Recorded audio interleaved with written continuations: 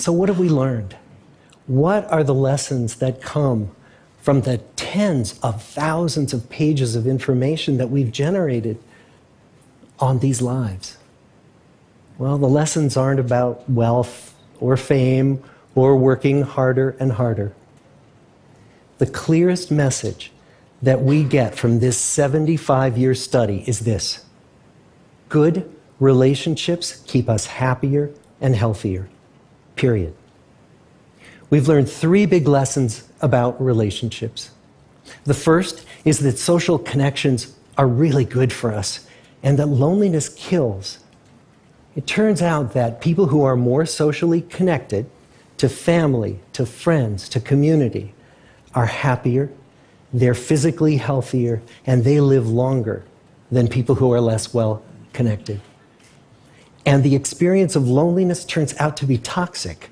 People who are more isolated than they want to be from others find that they are less happy, their health declines earlier in midlife, their brain functioning declines sooner, and they live shorter lives than people who are not lonely. And the sad fact is that at any given time, more than 1 in 5 Americans will report that they're lonely. And we know that you can be lonely in a crowd and you can be lonely in a marriage.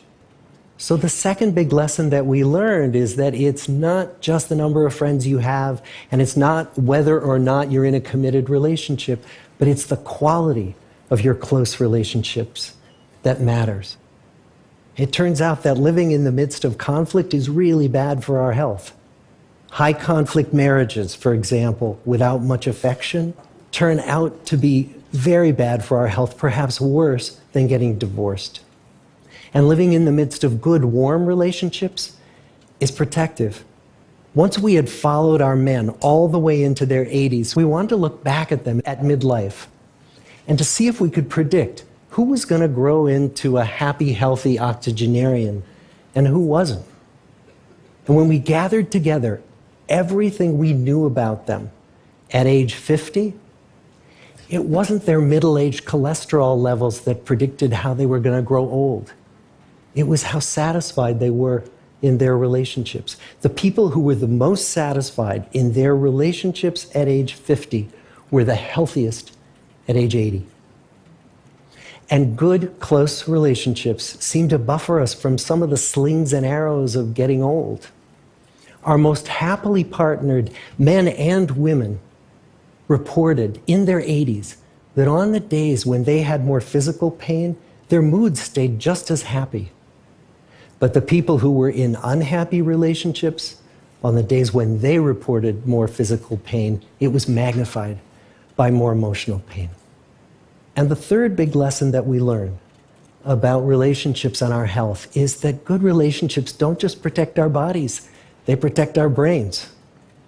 It turns out that being in a securely attached relationship to another person in your 80s is protective. That the people who are in relationships where they really feel they can count on the other person in times of need, those people's memories stay sharper longer.